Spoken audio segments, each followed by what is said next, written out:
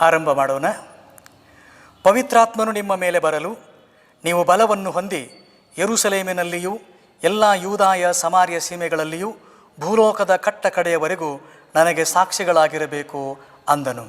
ನಮ್ಮ ಆರಂಭವು ತಂದೆ, ಮಗ, ಪರಿಶುದ್ಧಾತ್ಮನಾಗಿರುವ ತ್ರಯೈಕ ದೇವರ ನಾಮದಲ್ಲಿ ಉಂಟಾಗಲಿ. ಆಮೇನ್. ದೇವರನ್ನು ಸ್ತುತಿಸುವ ಹಾಗೆ ಆತನ ಮಹಿಮೆಗಾಗಿ ಸಂಗೀತಗಳಲ್ಲಿ 117ನೇ ಸಂಗೀತವನ್ನು ಹಾಡೋಣ. ಕರ್ತನ ಮಹಿಮೆಗಾಗಿ ಹಾಡುವ ಸಂಗೀತಗಳಲ್ಲಿ ಸಂಗೀತ ಸಂಖ್ಯೆ 117ನೇ ಸಂಗೀತ.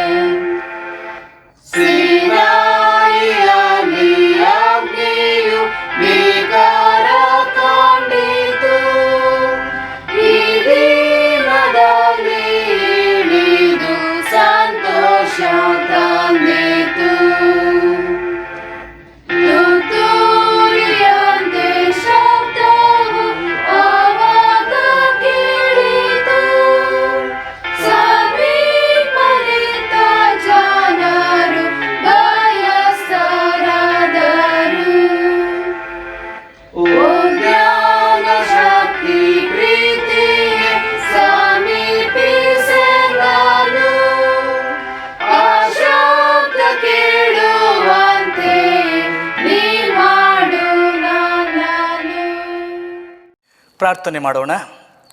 ಓ ಸರ್ವಸಮರ್ಥ ದೇವರೇ, ಎಲ್ಲ ಹೃದಯಗಳು ನಿನಗೆ ಬಯಲಾಗಿದ್ದು ಎಲ್ಲ ಇಚ್ಛೆಗಳು ನಿನಗೆ ತಿಳಿದಿವೆ ಮತ್ತು ನಿನಗೆ ಮರೆಯಾದದ್ದು ಯಾವುದೂ ಇಲ್ಲ. ನಾವು ನಿನ್ನನ್ನು ಪೂರ್ಣವಾಗಿ ಪ್ರೀತಿ ಮಾಡುವಂತೆಯೂ ನಿನ್ನ ಪವಿತ್ರ ನಾಮವನ್ನು ತಕ್ಕ ಹಾಗೆ ಘನಪಡಿಸುವಂತೆಯೂ ನಿನ್ನ ಪವಿತ್ರಾತ್ಮನ ವಿಶ್ವಾಸದಿಂದ ನಮ್ಮ ಹೃದಯಗಳ ಆಲೋಚನೆಯನ್ನು ಶುದ್ಧ ಮಾಡು. ನಮ್ಮ ಪ್ರಭುವಾದ ಯೇಸು ಕ್ರಿಸ್ತನ ಮೂಲಕ ಬೇಡಿಕೊಳ್ಳುತ್ತೇವೆ. ಆಮೇನ್. ಧರ್ಮಶಾಸ್ತ್ರದ ತಾತ್ಪರ್ಯವನ್ನು ಕೇಳೋಣ. ಕರ್ತನಾದ ಯೇಸು ಕ್ರಿಸ್ತನು, ಇಸ್ರಾಯೇಲ್ ಜನವೇ ಕೇಳು, ನಮ್ಮ ದೇವರಾದ ಕರ್ತನು ಒಬ್ಬನೇ ದೇವರು. ನಿನ್ನ ದೇವರಾದ ಕರ್ತನನ್ನು ನಿನ್ನ ಪೂರ್ಣ ಹೃದಯದಿಂದಲೂ ನಿನ್ನ ಪೂರ್ಣ ಪ್ರಾಣದಿಂದಲೂ ನಿನ್ನ ಪೂರ್ಣ ಬುದ್ಧಿಯಿಂದಲೂ ನಿನ್ನ ಪೂರ್ಣ ಶಕ್ತಿಯಿಂದಲೂ ಪ್ರೀತಿಸಬೇಕು ಎಂಬ ಆಜ್ಞೆಯೇ ಮುಖ್ಯವಾದದ್ದು ಮತ್ತು ಮೊದಲನೆಯದು. ಇದಕ್ಕೆ ಸಮಾನವಾದ ಎರಡನೆಯ ಆಜ್ಞೆ ಒಂದು ಉಂಟು. ಅದು ಯಾವುದೆಂದರೆ ನಿನ್ನ ನೆರೆಯವನನ್ನು ನಿನ್ನಂತೆಯೇ ಪ್ರೀತಿಸಬೇಕು ಎಂಬುದೇ. ಈ ಎರಡೂ ಆಜ್ಞೆಗಳು ಎಲ್ಲ ಧರ್ಮಶಾಸ್ತ್ರಕ್ಕೂ ಪ್ರವಾದನಾ ಗ್ರಂಥಕ್ಕೂ ಆಧಾರವಾಗಿವೆ ಎಂದು ಹೇಳಿದನು. ಪ್ರಿಯರೇ, ನಮ್ಮ ಪಾಪಗಳಿಗೋಸ್ಕರ ನಿಜವಾಗಿಯೂ ಮನಪೂರ್ವಕವಾಗಿಯೂ ಪಶ್ಚಾತ್ತಾಪಪಟ್ಟು ನಮ್ಮ ನೆರೆಯವರ ಸಂಗಡ ಪ್ರೀತಿಯಿಂದಲೂ ಮಮತೆಯಿಂದಲೂ ಇದ್ದು ದೇವರ ಕಟ್ಟಳೆಗಳನ್ನು ಅನುಸರಿಸಿ ಇನ್ನು ಮೇಲೆ ಆತನ ಪವಿತ್ರ ಮಾರ್ಗದಲ್ಲಿ ನಡೆಯುತ್ತಾ ನೂತನ ಜೀವನದಲ್ಲಿ ನಡೆಯಲು ನಿಶ್ಚಯಿಸುವವರಾದ ನಾವು ವಿಶ್ವಾಸದಿಂದ ದೇವರ ಸಮೀಪಕ್ಕೆ ಬಂದು ನಮ್ರತೆಯಿಂದ ನಮ್ಮ ಪಾಪಗಳನ್ನು ಅರಿಕೆ ಮಾಡೋಣ. ಓ ಸರ್ವಸಮರ್ಥ ದೇವರೇ, ನಮ್ಮ ಪ್ರಭು ಯೇಸು ಕ್ರಿಸ್ತನ ಪಿತನೇ, ಸರ್ವ ವಸ್ತುಗಳ ನಿರ್ಮಾಣಿಕನೇ, ಸಕಲ ಮನುಷ್ಯರ ನ್ಯಾಯಾಧಿಪತಿಯೇ, ನಾವು ಪ್ರತಾಪವುಳ್ಳ ಈಶನಾದ ನಿನಗೆ ವಿರೋಧವಾಗಿ ಮನಸ್ಸಿನಿಂದಲೂ ಮಾತಿನಿಂದಲೂ ಕ್ರಿಯೆಯಿಂದಲೂ ಮೇಲಿಂದ ಮೇಲೆ ಅತ್ಯಂತ ಅಧಮತನದಿಂದ ಮಾಡಿದಂಥ ನಮ್ಮ ನಾನಾ ವಿಧವಾದ ಪಾಪಗಳಿಗೂ ದುಷ್ಟತನಕ್ಕೂ ಒಪ್ಪಿಕೊಂಡು ಅವುಗಳಿಗಾಗಿ ಗೋಳಾಡುತ್ತೇವೆ. ಅವುಗಳಿಂದ ನಾವು ನಮ್ಮ ಮೇಲೆ ನಿನ್ನ ಸಂತಾಪವನ್ನು ಕೋಪವನ್ನು ನ್ಯಾಯವಾಗಿ ಉರಿಯ ಮಾಡಿಕೊಂಡಿದ್ದೇವೆ. ನಾವು ನಿಜ ಪಶ್ಚಾತ್ತಾಪಪಟ್ಟು ಈ ನಮ್ಮ ದುಷ್ಕ್ರಿಯೆಗಳಿಗೋಸ್ಕರ ಮನಪೂರ್ವಕವಾಗಿ ಶೋಕ ಮಾಡುತ್ತೇವೆ. ಅವುಗಳ ನೆನಪು ನಮಗೆ ದುಃಖಕರವಾಗಿಯೂ ಅವುಗಳ ಭಾರವು ಸಹಿಸಕೂಡದ್ದಾಗಿರುವುದೇ. ನಮ್ಮ ಮೇಲೆ ದಯಮಾಡು ಕರ್ತ. ನಿನ್ನ ಪುತ್ರನಾದ ನಮ್ಮ ಪ್ರಭು ಯೇಸು ಕ್ರಿಸ್ತನಿಗಾಗಿ ನಮ್ಮಿಂದಾದದ್ದೆಲ್ಲವನ್ನೂ ಕ್ಷಮಿಸು ಮತ್ತು ನಿನ್ನ ನಾಮದ ಮಾನ ಮಹಿಮೆಗೋಸ್ಕರ ನಾವು ಇನ್ನು ಮುಂದೆ ಯಾವಾಗಲೂ ನೂತನ ಜೀವನದಲ್ಲಿ ನಡೆದು ನಿನ್ನನ್ನು ಸೇವಿಸಿ ಸಂತೋಷಗೊಳಿಸುವಂತೆ ದಯಪಾಲಿಸು. ನಮ್ಮ ಪ್ರಭು ಯೇಸು ಕ್ರಿಸ್ತನ ದ್ವಾರದಿಂದ. ಆಮೇನ್. ನಮ್ಮ ತಾರಕನಾದ ಕ್ರಿಸ್ತನು ತನ್ನ ಕಡೆಗೆ ನಿಜವಾಗಿ ತಿರುಗುವವರೆಲ್ಲರಿಗೆ ಎಂಥ ಆದರಣೆಯುಳ್ಳ ವಚನಗಳನ್ನು ಹೇಳುತ್ತಾನೆಂಬುದು ಕೇಳಿರಿ. ಎಲೈ ಕಷ್ಟಪಡುವವರೇ, ಹೊರೆ ಹೊತ್ತವರೇ, ನೀವೆಲ್ಲರೂ ನನ್ನ ಬಳಿಗೆ ಬನ್ನಿರಿ, ನಾನು ನಿಮಗೆ ವಿಶ್ರಾಂತಿ ಕೊಡುವೆನು. ದೇವರು ಲೋಕದ ಮೇಲೆ ಎಷ್ಟೋ ಪ್ರೀತಿಯನ್ನಿಟ್ಟು ತನ್ನ ಒಬ್ಬನೇ ಮಗನನ್ನು ಕೊಟ್ಟನು. ಆತನನ್ನು ನಂಬುವ ಒಬ್ಬನಾದರೂ ನಾಶವಾಗದೆ ಎಲ್ಲರೂ ನಿತ್ಯ ಜೀವವನ್ನು ಪಡೆಯಬೇಕೆಂದು ಆತನನ್ನು ಕೊಟ್ಟನು. ಕ್ರಿಸ್ತ ಯೇಸು ಪಾಪಿಗಳನ್ನು ರಕ್ಷಿಸುವುದಕ್ಕೋಸ್ಕರ ಈ ಲೋಕಕ್ಕೆ ಬಂದನು ಎಂಬ ವಾಕ್ಯವು ನಂಬತಕ್ಕದ್ದಾಗಿಯೂ ಸರ್ವಾಂಗೀಕಾರಕ್ಕೆ ಯೋಗ್ಯವಾದದ್ದಾಗಿಯೂ ಅದೇ. ಯಾವನಾದರೂ ಪಾಪ ಮಾಡಿದರೆ ತಂದೆಯ ಬಳಿಯಲ್ಲಿ ನೀತಿವಂತನಾದ ಯೇಸು ಕ್ರಿಸ್ತನೆಂಬ ಕಾರ್ಯಕರ್ತನು ನಮಗೆ ಇದ್ದಾನೆ. ಆತನು ನಮ್ಮ ಪಾಪಗಳನ್ನು ನಿವಾರಣೆ ಮಾಡುವ ಯಜ್ಞವಾಗಿದ್ದಾನೆ.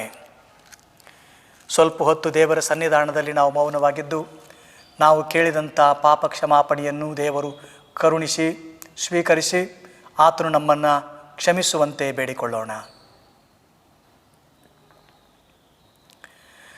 ಸರ್ವಸಮರ್ಥ ದೇವರಾದ ಸ್ವರ್ಗದಲ್ಲಿರುವ ನಮ್ಮ ಪಿತನು ತನ್ನ ಕಡೆಗೆ ಮನಪೂರ್ವಕವಾದ ಪಶ್ಚಾತ್ತಾಪದಿಂದಲೂ ನಿಜ ವಿಶ್ವಾಸದಿಂದಲೂ ತಿರುಗಿಕೊಳ್ಳುವವರೆಲ್ಲರಿಗೆ ತನ್ನ ಮಹಾಕೃಪೆಯಿಂದ ಪಾಪಕ್ಷಮೆಯ ವಾಗ್ದತ್ತವನ್ನು ಕೊಟ್ಟಿದ್ದಾನೆ.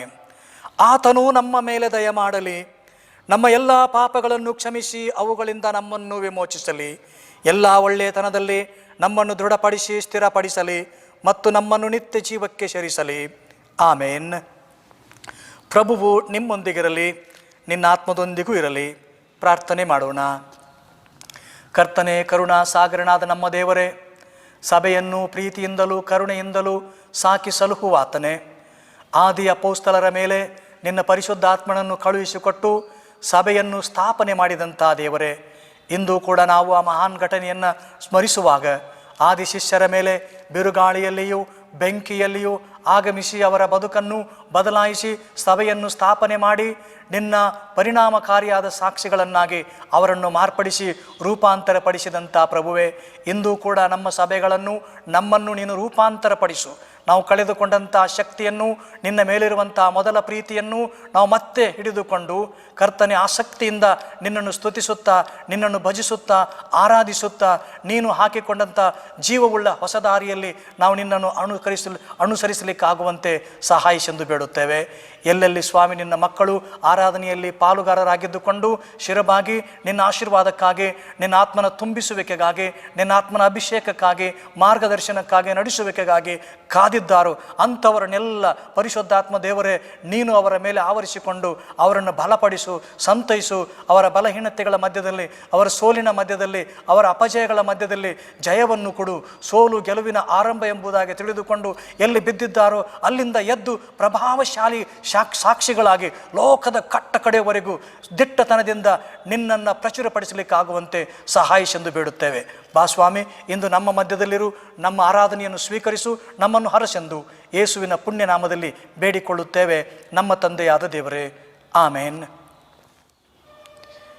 ಈಗ ಈ ಆರಾಧನೆಗೆ ನೇಮಕವಾಗಿರುವ ಹಳೆ ಒಡಂಬಡಿಕೆಯಿಂದ ಮತ್ತು ಹೊಸ ಒಡಂಬಡಿಕೆಯಿಂದ ಪಾರಾಯಣ ಪಾಠಗಳನ್ನು ಕೇಳಿಸಿಕೊಳ್ಳೋಣ. ಪಂಚಾಶತಮ ಭಾನುವಾರದ ಆರಾಧನೆಗಾಗಿ ನೇಮಕವಾದ ದೇವರ ವಾಕ್ಯ ಭಾಗವು ಹಳೆ ಒಡಂಬಡಿಕೆಯಲ್ಲಿ ಎಹೆಜ್ಕೇಲನ ಗ್ರಂಥ 36ನೇ ಅಧ್ಯಾಯ 24ರಿಂದ 36 ವಚನಗಳು. ನಾನು ನಿಮ್ಮನ್ನು ಜನಾಂಗಗಳಿಂದ ಬಿಡಿಸಿ ಸಕಲ ದೇಶಗಳಿಂದ ಒಟ್ಟುಗೂಡಿಸಿ ಸ್ವದೇಶಕ್ಕೆ ಬರಮಾಡುವೆನು. ನಾನು ನಿಮ್ಮ ಮೇಲೆ ನಿರ್ಮಲೋದಕವನ್ನು ಪ್ರೋಕ್ಷಿಸಲು ನೀವು ನಿರ್ಮಲರಾಗುವಿರಿ. ನಿಮ್ಮ ಸಮಸ್ತ ವಿಗ್ರಹಗಳಿಂದಲೂ ಸಕಲ ವಿಧವಾದ ಹೊಲಸಿನಿಂದಲೂ ನಿಮ್ಮನ್ನು ಶುದ್ಧ ಮಾಡುವೆನು. ನಾನು ನಿಮಗೆ ಹೊಸ ಮನಸ್ಸನ್ನು ಕೊಟ್ಟು ನಿಮ್ಮಲ್ಲಿ ನೂತನ ಸ್ವಭಾವವನ್ನು ಹುಟ್ಟಿಸುವೆನು. ಕಲ್ಲಾದ ಹೃದಯವನ್ನು ನಿಮ್ಮೊಳಗಿಂದ ತೆಗೆದು ಮೃದುವಾದ ಹೃದಯವನ್ನು ನಿಮಗೆ ದಯಪಾಲಿಸುವೆನು.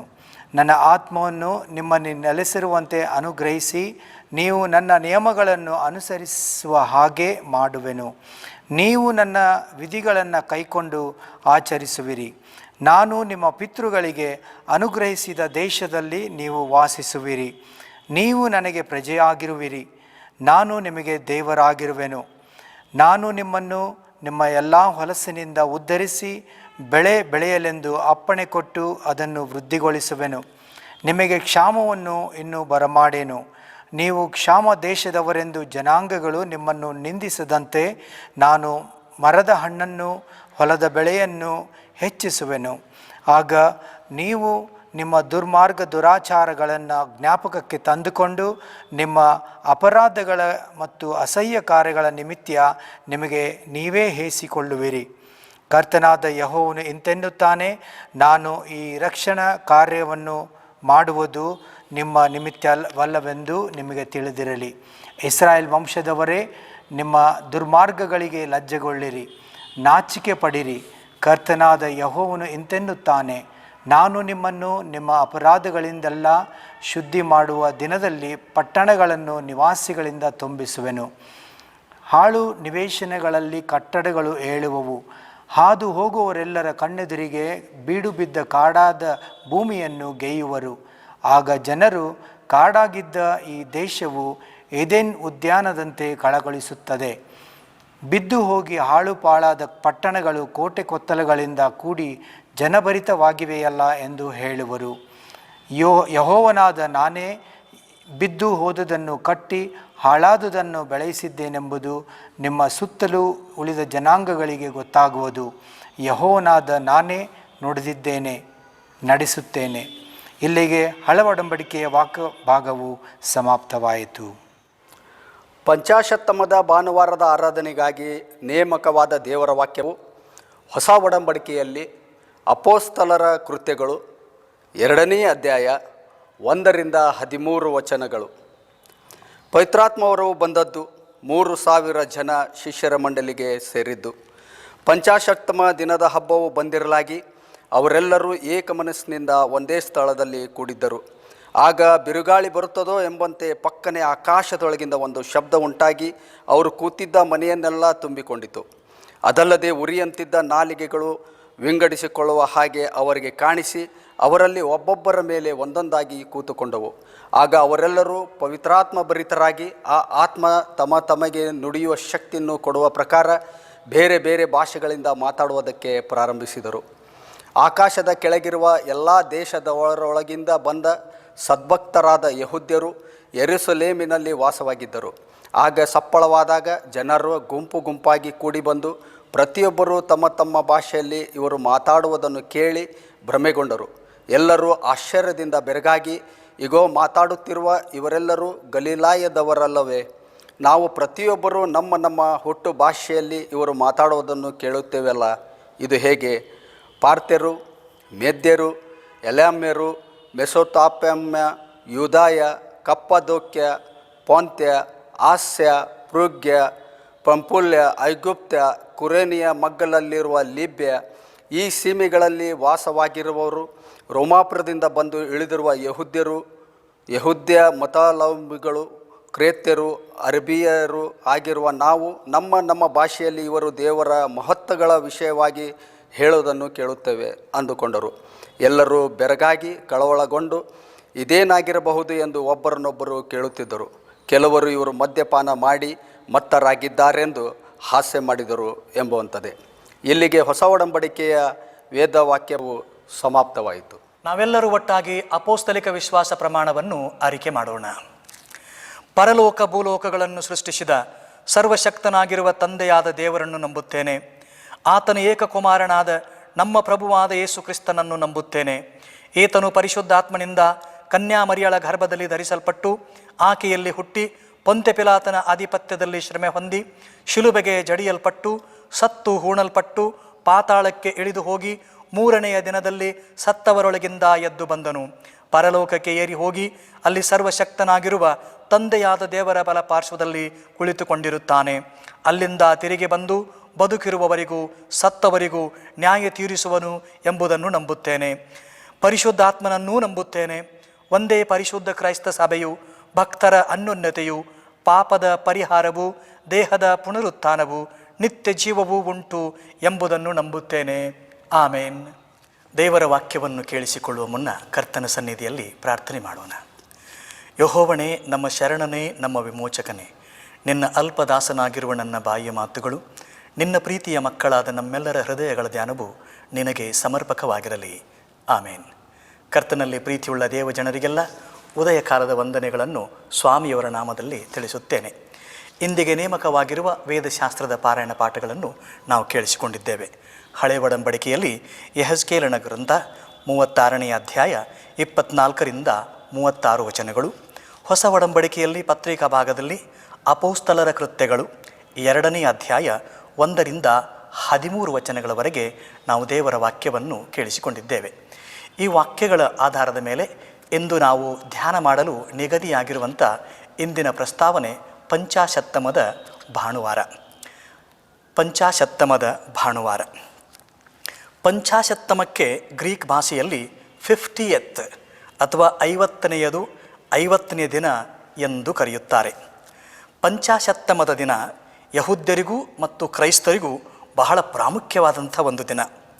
ಯಹೂದ್ಯರು 2 ಕಾರಣಕ್ಕಾಗಿ ಈ ಹಬ್ಬವನ್ನು ಆಚರಿಸುತ್ತಾರೆ. 1ನೇ ಕಾರಣ, ಇದು ಅವರ ಪಸ್ಕ ಹಬ್ಬದ ನಂತರದ 50ನೆಯ ದಿನ.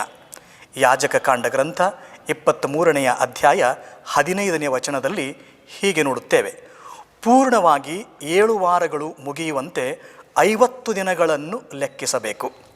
ಅವರು ಈ ದಿನದಂದು ಫೀಸ್ಟ್ ಆಫ್ ವೀಕ್ಸ್ ಎಂಬ ಜಾತ್ರೆಯನ್ನು ಆಚರಿಸುತ್ತಾರೆ. ಅದು ಗೋಧಿ ಬೆಳೆಯ ಪ್ರಥಮ ಸಮರ್ಪಣದ ಸುಗ್ಗಿ ಜಾತ್ರೆ ಎಂಬುದಾಗಿ ನಾವು ನೋಡಿಕೊಳ್ಳುತ್ತೇವೆ. ಮತ್ತು ಧರ್ಮೋಪದೇಶ ಕಾಂಡ 16ನೇ ಅಧ್ಯಾಯ 9ರಿಂದ 10 ವಚನಗಳಲ್ಲಿ ದೇವರು ಮೋಶೆಯ ಮೂಲಕ ಇಸ್ರಾಯೇಲರಿಗೆ ಅಪ್ಪಣೆ ಕೊಟ್ಟಿದ್ದಾನೆ. ಅದೇನೆಂದರೆ, ಪಂಚಾಶತ್ತಮದ ಜಾತ್ರೆಯನ್ನು ನೀವು ತಪ್ಪದೆ ಆಚರಣೆ ಮಾಡಬೇಕು ಎಂಬುದಾಗಿ. ಹೀಗೆ ಮೊದಲನೆಯ ಕಾರಣ, ಅವರು ಈ ಪಸ್ಕ ಹಬ್ಬದ ನಂತರದ 50ನೇ ದಿನವನ್ನು ಪಂಚಾಶತ್ತಮದ ಜಾತ್ರೆಯ ಹಬ್ಬವನ್ನಾಗಿ ಆಚರಣೆ ಮಾಡ್ತಾರೆ ಎಂಬುದಾಗಿ ನಾವು ನೋಡಿಕೊಳ್ಳುತ್ತೇವೆ. ಇನ್ನು 2ನೆಯ ಒಂದು ಪ್ರಾಮುಖ್ಯವಾದಂಥ ಕಾರಣ, ಇಸ್ರಾಯೇಲರ ಅಥವಾ ಯಹೂದ್ಯರ ಸಂಪ್ರದಾಯದ ಪ್ರಕಾರ ದೇವರು ಮೋಶೆಗೆ ಇದೇ ದಿನದಂದು ದಶಾಜ್ಞೆಗಳನ್ನು ಕೊಟ್ಟನು ಎಂಬುದಾಗಿ ಅವರು ನಂಬುತ್ತಾರೆ. ಅವರ ಪ್ರಕಾರ ಇಂದು ದೇವರು ಮೋಶೆಗೆ ದಶಾಜ್ಞೆಗಳನ್ನು ಕೊಟ್ಟಂಥ ದಿವಸ. ಮತ್ತು ಕ್ರೈಸ್ತ ಧರ್ಮದಲ್ಲಿ ನಾವು ನೋಡಿಕೊಳ್ಳುವಾಗ ಕ್ರೈಸ್ತರಿಗೆ ಇದು ಪುನರುತ್ಥಾನದ ನಂತರದ 50ನೆಯ ದಿವಸ ಎಂಬುದಾಗಿ ನೋಡಿಕೊಳ್ಳುತ್ತೇವೆ. ಪುನರುತ್ಥಾನದ ನಂತರದ 50ನೆಯ ದಿವಸ. ಆದ್ದರಿಂದ ಈ ದಿನ ದೇವರು ತನ್ನ ಶಿಷ್ಯರಿಗೆ ಪವಿತ್ರಾತ್ಮನನ್ನು ಕಳುಹಿಸಿಕೊಡುವಂಥದ್ದು ಕೂಡ ತುಂಬ ಸಮಂಜಸವಾದಂಥ ಸಂಗತಿಯಾಗಿದೆ. ಇಡೀ ಮಾನವನ ಇತಿಹಾಸದಲ್ಲಿ 3 ಘಟನೆಗಳು ಬಹು ಪ್ರಾಮುಖ್ಯವಾದವುಗಳು ಎಂಬುದಾಗಿ ನೋಡುತ್ತೇವೆ. ಮೊದಲನೆಯ ಘಟನೆ ಯೇಸುವಿನ ಜನನ, the birth of Jesus Christ. 2ನೆಯ ಘಟನೆ ಯೇಸುವಿನ ಮರಣ ಮತ್ತು ಪುನರುತ್ಥಾನ, the death and the resurrection of Jesus Christ. ಮತ್ತು 3ನೆಯ ಒಂದು ಘಟನೆ ಪೂರ್ಣ ಬಲದೊಂದಿಗೆ ಪವಿತ್ರಾತ್ಮನ ಆಗಮನ, the coming of the holy spirit with all of his power ಎಂಬುದಾಗಿ ನೋಡಿಕೊಳ್ಳುತ್ತೇವೆ. ಈ ಅಮೂಲ್ಯವಾದ ಘಟನೆಗಳಿಗೆ ಇತಿಹಾಸದ ಯಾವ ಘಟನೆಗಳು ಸಮವಲ್ಲ ಮತ್ತು ಯಾವ ಘಟನೆಗಳನ್ನು ಈ 3 ಘಟನೆಗಳೊಂದಿಗೆ ಹೋಲಿಸಲಿಕ್ಕೆ ಸಾಧ್ಯ ಇಲ್ಲ. ಇಲ್ಲಿ ವೈದ್ಯನಾಗಿರುವಂಥ ಲೂಕನು ಅಪೊಸ್ತಲರ ಕೃತ್ಯ 2ನೇ ಅಧ್ಯಾಯದಲ್ಲಿ ಈ 3ನೆಯ ಘಟನೆಯ ವಿವರಣೆಯನ್ನು ನಮಗೆ ಸಮಗ್ರವಾಗಿ ದಾಖಲಿಸಿದ್ದಾನೆ, ನೀಡಿದ್ದಾನೆ ಎಂಬುದಾಗಿ ನಾವು ನೋಡಿಕೊಳ್ಳುತ್ತೇವೆ. ಅದು ಪವಿತ್ರಾತ್ಮನು ತನ್ನ ಪೂರ್ಣ ಬಲದೊಂದಿಗೆ ಸಭೆಯ ಮೇಲೆ ಬಂದಂಥ ಒಂದು ಘಟನೆ. ಮೊದಲನೆಯದಾಗಿ ಈ ಪವಿತ್ರಾತ್ಮನ ಆಗಮನ ಅಥವಾ ಈ ಪಂಚಾಶತ್ತಮದ ಈ ಘಟನೆ ದೇವರ ವಾಗ್ದಾನದ ನೆರವೇರಿಕೆ ಆಗಿದೆ ಎಂಬುದಾಗಿ ನೋಡಿಕೊಳ್ಳುತ್ತೇವೆ.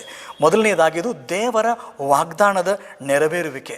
ಅದನ್ನೇ ಯೇಸು ಸ್ವಾಮಿಯವರು ಅಪೊಸ್ತಲರ ಕೃತ್ಯಗಳು 1ನೇ ಅಧ್ಯಾಯ 5ನೇ ವಚನದಲ್ಲಿ ಹೀಗೆ ಹೇಳ್ತಾರೆ: ತಂದೆಯಾದ ದೇವರು ವಾಗ್ದಾನ ಮಾಡಿದಂಥ ಆತ್ಮನು ಬರುತ್ತಾನೆ ಎಂಬುದಾಗಿ. ತಂದೆಯಾದಂಥ ದೇವರು ವಾಗ್ದಾನ ಮಾಡಿದಂಥ ಆತ್ಮನನ್ನು ನಾನು ಕಳುಹಿಸುತ್ತೇನೆ. ಎಲ್ಲಿ ತಂದೆಯಾದ ದೇವರು ತನ್ನ ವಾಕ್ಯದಲ್ಲಿ ವಾಗ್ದಾನ ಮಾಡಿದ್ದಾನೆ ಎಂಬುದಾಗಿ ನೋಡಿಕೊಳ್ಳುವಾಗ ಯೋವೇಲನ ಪ್ರವಾದನೆಯ ಗ್ರಂಥ 2ನೇ ಅಧ್ಯಾಯ 28ನೇ ವಚನದಲ್ಲಿ ಈ ವಾಗ್ದಾನವನ್ನು, ಈ ಪ್ರವಾದನೆಯನ್ನು, ಪವಿತ್ರಾತ್ಮನ ಆಗಮನದ ಕುರಿತಾಗಿ, ಪವಿತ್ರಾತ್ಮನ ಇಳುವಿಕೆಯನ್ನು ಕುರಿತಾಗಿ ನಾವು ನೋಡಿಕೊಳ್ಳುತ್ತೇವೆ. ಯೋವೇಲ್ ಪ್ರವಾದಿಯ ಗ್ರಂಥ 2ನೇ ಅಧ್ಯಾಯ 28ನೇ ವಚನದಲ್ಲಿ ತರುವಾಯ ನಾನು ಎಲ್ಲ ಮನುಷ್ಯರ ಮೇಲೆ ನನ್ನ ಆತ್ಮವನ್ನು ಸುರಿಸುವೆನು. ನಿಮ್ಮಲ್ಲಿರುವ ಗಂಡಸರು ಹೆಂಗಸರು ಪ್ರವಾದಿಸುವರು, ನಿಮ್ಮ ಹಿರಿಯರಿಗೆ ಕನಸುಗಳು ಬೀಳುವವು, ನಿಮ್ಮ ಯೌವನಸ್ಥರಿಗೆ ದಿವ್ಯ ದರ್ಶನಗಳಾಗುವವು ಎಂಬುದಾಗಿ ಬರೆಯಲ್ಪಟ್ಟಿದೆ. ನಾನು ಮತ್ತೊಂದು ಸಾರಿ ಈ ಪ್ರವಾದನೆಯನ್ನು ಓದಲಿಕ್ಕೆ ಬಯಸ್ತೇನೆ. ಇದು ಸಭೆಯ ಜೀವನದಲ್ಲಿ ಅತಿ ಮಹತ್ತರವಾದಂಥ ಒಂದು ದೊಡ್ಡ ಪ್ರವಾದನೆಯಾಗಿದೆ. ಯೋವೇಲ್ ಪ್ರವಾದಿಯ ಗ್ರಂಥ 2ನೇ ಅಧ್ಯಾಯ 28ನೇ ವಚನ. ತರುವಾಯ ನಾನು ಎಲ್ಲ ಮನುಷ್ಯರ ಮೇಲೆ ನನ್ನ ಆತ್ಮವನ್ನು ಸುರಿಸುವೆನು, ನಿಮ್ಮಲ್ಲಿರುವ ಗಂಡಸರು ಹೆಂಗಸರು ಪ್ರವಾದಿಸುವರು, ನಿಮ್ಮ ಹಿರಿಯರಿಗೆ ಕನಸುಗಳು ಬೀಳುವವು, ನಿಮ್ಮ ಯೌವನಸ್ಥರಿಗೆ ದಿವ್ಯ ದರ್ಶನಗಳಾಗುವವು. ಎಂಥ ಅದ್ಭುತವಾದಂಥ ಒಂದು ಪ್ರವಾದನೆಯನ್ನು, ತಂದೆಯಾದಂಥ ದೇವರು ಮಾಡಿದಂಥ ವಾಗ್ದಾನವನ್ನು ಈ ಅಮೂಲ್ಯವಾದ ಭಾಗದಲ್ಲಿ ನಾವು ನೋಡಿಕೊಳ್ತಾ ಇದ್ದೇವೆ. ಇನ್ನು ಎರಡನೆಯದಾಗಿ ಇದು ಯೇಸುವಿನಿಂದ ಕೇಳಿಸಿಕೊಂಡಂಥ ಒಂದು ವಾಗ್ದಾನ. ಅದನ್ನು ಅಪೊಸ್ತಲರ ಕೃತ್ಯಗಳು 1ನೇ ಅಧ್ಯಾಯ 5ನೇ ವಚನದಲ್ಲಿ ಹೀಗೆ ಯೇಸು ಸ್ವಾಮಿಯವರು ಹೇಳ್ತಾರೆ, ನನ್ನಿಂದ ಕೇಳಿದಂಥ ವಾಗ್ದಾನ ಎಂಬುದಾಗಿ. ಯೇಸು ಸ್ವಾಮಿಯವರು ಹೇಳುವಂಥದ್ದು ತಮ್ಮಿಂದ ಕೇಳಿದಂಥ ವಾಗ್ದಾನ, ಶಿಷ್ಯರು ಅದಕ್ಕಾಗಿ ಕಾಯಬೇಕು ಅಂತ. ಎಲ್ಲಿ ಆ ವಾಗ್ದಾನವನ್ನು ಯೇಸು ಸ್ವಾಮಿಯವರು ಮಾಡಿದ್ದಾರೆ ಎಂದು ನೋಡುವಾಗ ಲೂಕನ ಸುವಾರ್ತೆ 24ನೇ ಅಧ್ಯಾಯ 49ನೇ ವಚನದಲ್ಲಿ ಯೇಸು ಸ್ವಾಮಿಯವರು ಈ ವಾಗ್ದಾನವನ್ನು ತನ್ನ ಶಿಷ್ಯರಿಗೆ ಮಾಡಿದ್ದಾರೆ. ಅದನ್ನು ನಾನು ನಿಮಗೆ ಈಗ ಓದುತ್ತೇನೆ. ಇಗೋ, ನನ್ನ ತಂದೆಯು ವಾಗ್ದಾನ ಮಾಡಿದ್ದನ್ನು ನಿಮಗೆ ಕಳುಹಿಸಿಕೊಡುತ್ತೇನೆ. ದೇವರು ಮೇಲಣ ಲೋಕದಿಂದ ನಿಮಗೆ ಶಕ್ತಿಯನ್ನು ಹೊದಿಸುವ ತನಕ ಈ ಪಟ್ಟಣದಲ್ಲೇ ಕಾದುಕೊಂಡಿರಿ ಎಂದು ಹೇಳಿದನು. ಇಗೋ, ನನ್ನ ತಂದೆಯು ವಾಗ್ದಾನ ಮಾಡಿದ್ದನ್ನು ನಿಮಗೆ ಕಳುಹಿಸಿಕೊಡುತ್ತೇನೆ. ದೇವರು ಮೇಲಣ ಲೋಕದಿಂದ ನಿಮಗೆ ಶಕ್ತಿಯನ್ನು ಹೊದಿಸುವ ತನಕ ಈ ಪಟ್ಟಣದಲ್ಲೇ ಕಾದುಕೊಂಡಿರಿ ಎಂಬುದಾಗಿ ಯೇಸು ಸ್ವಾಮಿಯವರು ಕೂಡ ವಾಗ್ದಾನ ಮಾಡಿದ್ದನ್ನು ನಾವು ನೋಡಿಕೊಳ್ತಾ ಇದ್ದೇವೆ. ಸ್ವರ್ಗಾರೋಹಣದ ದಿನದಂದು ಯೇಸು ಅವರಿಗೆ ಈ ಕಾರ್ಯಕ್ಕಾಗಿ ಕಾಯಲು ಅಪ್ಪಣೆ ಕೊಡುತ್ತಾನೆ ಮತ್ತು ಆದೇಶವನ್ನು ಹೊರಡಿಸ್ತಾನೆ. ಪರಿಶುದ್ಧಾತ್ಮ ಬರುವ ತನಕ ನೀವು ಸೇವೆಯನ್ನು ಮುಂದುವರಿಸಬಾರ್ದು. ಯಾಕಂದರೆ ನಿಮ್ಮ ಶಕ್ತಿ, ನಿಮ್ಮ ಸಾಮರ್ಥ್ಯ, ನಿಮ್ಮ ಬಲ, ನಿಮ್ಮ ಅನುಭವ ಯಾವುದು ಈ ಪರಲೋಕದ ದೈವಿಕ ಸೇವೆಗೆ ಸಾಕಾಗುವುದಿಲ್ಲ. ದೇವರ ಸೇವೆಯನ್ನು ನೀವು ಮುಂದುವರಿಸಬೇಕಾದ್ರೆ, ನಾನು ನಿಮ್ಮ ಕೈಗೆ ಕೊಟ್ಟಂಥ ಈ ಸೇವೆಯನ್ನು ನೀವು ಮುಂದುವರಿಸಬೇಕಾದ್ರೆ, ನಾನು ಪರಲೋಕದಿಂದ ಕಳುಹಿಸುವಂಥ ಆ ಪವಿತ್ರಾತ್ಮನಿಗಾಗಿ ನೀವು ಕಾಯಬೇಕು. ಆತನು ಬಂದಾಗ ನೀವು ಬಲದಿಂದಲೂ ಶಕ್ತಿಯಿಂದಲೂ ಪ್ರಭಾವದಿಂದಲೂ ಕೂಡಿದವರಾಗಿ ಸೇವೆಯನ್ನು ಮುಂದುವರಿಸಲಿಕ್ಕೆ ಸಾಧ್ಯ ಆಗ್ತದೆ. ಆದ್ದರಿಂದ ಈ ಪಟ್ಟಣದಲ್ಲಿ ಕಾದು ಕುಳಿತುಕೊಳ್ಬೇಕು ಅಂತ ಯೇಸು ಸ್ವಾಮಿಯವರಿಗೆ ಕಟ್ಟಪ್ಪಣೆಯನ್ನು ಮಾಡ್ತಾರೆ. ಆದ್ದರಿಂದ ಶಿಷ್ಯರು 10 ದಿನಗಳ ತನಕ ಕಾತುರದಿಂದ ಈ ದಿವ್ಯ ಪರಿಶುದ್ಧಾತ್ಮನ ಆಗಮನಕ್ಕಾಗಿ ಕಾಯುತ್ತಾ ಕುಳಿತಿದ್ದಾರೆ.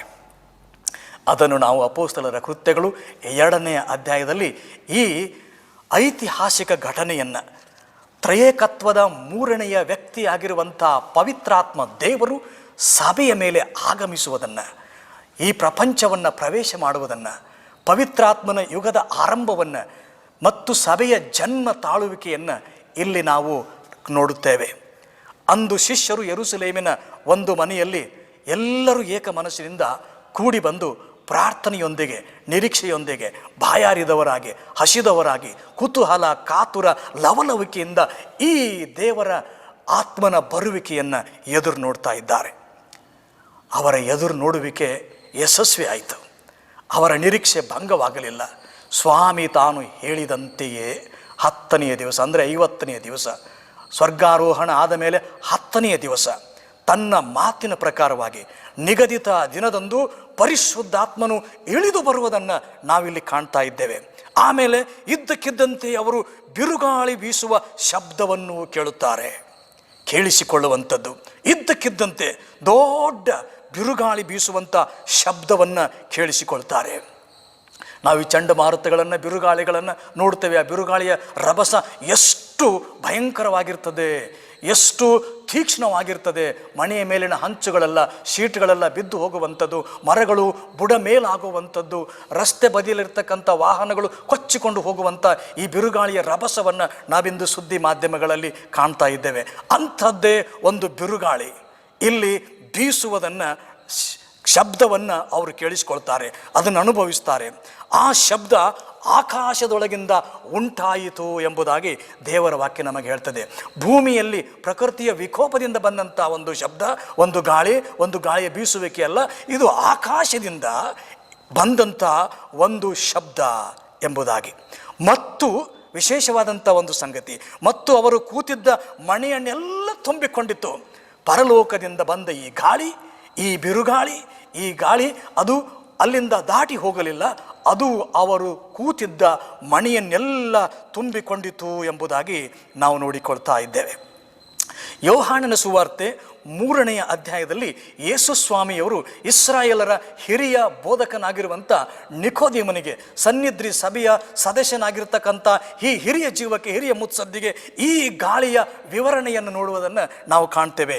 ಯೋಹಾನನ ಸುವಾರ್ತೆ 3ನೇ ಅಧ್ಯಾಯ 8ನೇ ವಚನದಲ್ಲಿ ಯೇಸು ಸ್ವಾಮಿಯವರು ನಿಕೋದೇಮನಿಗೆ ಈ ಗಾಳಿಯ ಕುರಿತಾಗಿ ಹೀಗೆ ಹೇಳ್ತಾರೆ: ನಿಕೋದೇಮ, ಗಾಳಿಯು ಮನಸ್ಸು ಬಂದ ಕಡೆ ಬೀಸುತ್ತದೆ, ಅದರ ಸಪ್ಪಳವನ್ನು ನೀನು ಕೇಳುತ್ತಿ, ಆದರೆ ಅದು ಎಲ್ಲಿಂದ ಬರುತ್ತದೋ ಎಲ್ಲಿಂದ ಹೋಗುತ್ತದೋ ನಿನಗೆ ತಿಳಿಯದು ನಿಕೋದೇಮ ಎಂಬುದಾಗಿ ಈ ಗಾಳಿಯ ವಿಷಯದಲ್ಲಿ ಯೇಸು ಸ್ವಾಮಿ ಹೇಳ್ತಾರೆ. ಈ ಪವಿತ್ರಾತ್ಮನನ್ನು ಸೂಚಿಸುವಂಥ, ಪವಿತ್ರಾತ್ಮನ ಆಗಮನವನ್ನು ಅರುಹುವಂಥ ಈ ಗಾಳಿಯ ಕುರಿತಾಗಿ ಅಂದು ರಾತ್ರಿಯಲ್ಲಿ ಆ ಹಿರಿಯ ವ್ಯಕ್ತಿಗೆ ಯೇಸು ಸ್ವಾಮಿಯವರು ಈ ಗಾಳಿಯ ಕುರಿತಾಗಿ ಮಾತಾಡೋದನ್ನು ನಾವು ಕೇಳಿಕೊಳ್ಳುತ್ತೇವೆ.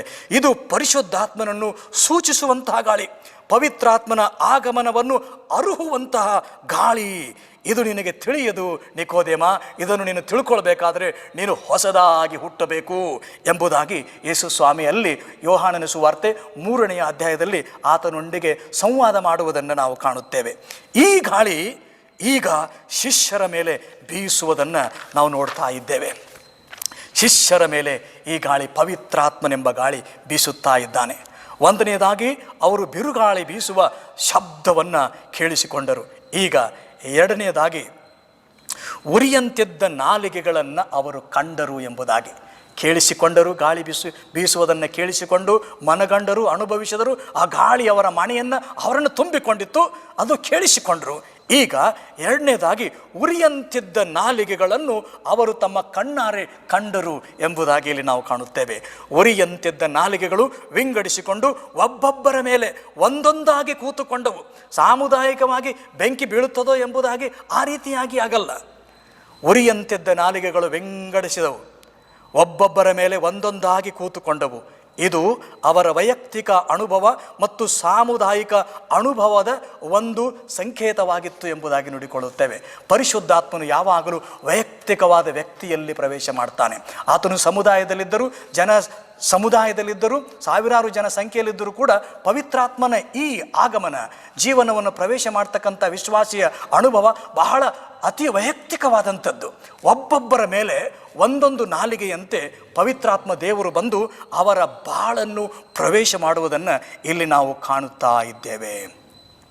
ಮತ್ತಾಯನ ಸುವಾರ್ತೆ 3ನೇ ಅಧ್ಯಾಯ 11ನೇ ವಚನದಲ್ಲಿ ಇದರ ಸೂಚನೆಯನ್ನು, ಈ ಘಟನೆಯನ್ನು ಸ್ನಾನಿಕನಾದ ಯೋಹಾನನು ಕೂಡ ಪ್ರವಾದಿಸಿದ್ದಾನೆ. ಮತ್ತಾಯ 3:11 ಸ್ನಾನಿಕನಾದ ಯೋಹಾನನು ಹೀಗೆ ಹೇಳಿದ್ದಾನೆ: ನನ್ನ ಹಿಂದೆ ಬರುವವನು ನನಗಿಂತ ಶಕ್ತನು, ಆತನ ಕೆರಗಳನ್ನು ಹೊರಲಿಕ್ಕೂ ನಾನು ಯೋಗ್ಯನಲ್ಲ. ಆತನು ಪವಿತ್ರಾತ್ಮನಲ್ಲಿಯೂ ಬೆಂಕಿಯಲ್ಲಿಯೂ ನಿಮಗೆ ಸ್ನಾನ ಮಾಡಿಸುವನು. ನನ್ನ ಹಿಂದೆ ಬರುವವನು ನನಗಿಂತ ಶಕ್ತನು, ಆತನ ಕೆರಗಳನ್ನು ಹೊರಲಿಕ್ಕೂ ನಾನು ಯೋಗ್ಯನಲ್ಲ. ಆತನು ಪವಿತ್ರಾತ್ಮನಲ್ಲಿಯೂ ಬೆಂಕಿಯಲ್ಲಿಯೂ ನಿಮಗೆ ಸ್ನಾನ ಮಾಡಿಸುವನು ಎಂಬುದಾಗಿ. ಬ್ಯಾಪ್ಟಿಸಮ್ ಅಂದರೆ ಬ್ಯಾಪ್ಟೈಸೋ, ಅದ್ದು, ಮುಳುಗಿಸು, ಎದ್ದಿ ತಗೆ ಎಂಬುದಾಗಿ ಅರ್ಥವನ್ನು ಕೊಡ್ತದೆ. ಬೆಂಕಿಯಲ್ಲಿ ಮುಳುಗಿಸ್ತಾನೆ, ಬೆಂಕಿಯಲ್ಲಿ ಸ್ನಾನ ಕೊಡ್ತಾನೆ, ಬೆಂಕಿಯಲ್ಲಿ ನಿಮ್ಮನ್ನು ಅದ್ದಿ ತೆಗೆಯುತ್ತಾನೆ, ನಿಮ್ಮನ್ನು ಪವಿತ್ರಗೊಳಿಸ್ತಾನೆ, ನಿಮ್ಮಲ್ಲಿರುವಂಥ ಕಲ್ಮಶವನ್ನು ಸುಟ್ಟು ಹಾಕುತ್ತಾನೆ. ಯಾರು? ನಾನು ನೀರಿನಲ್ಲಿ ಕೊಡುವವ. ನನ್ನ ಹಿಂದೆ ಬರುವಂಥವನು ನನಗಿಂತ ಶಕ್ತ, ಅವನು ಯೇಸು ಕ್ರಿಸ್ತ. ಪವಿತ್ರಾತ್ಮನಲ್ಲಿಯೂ ಬೆಂಕಿಯಲ್ಲಿಯೂ ನಿಮಗೆ ಸ್ನಾನ ಮಾಡಿಸುವನು ಎಂಬುದಾಗಿ.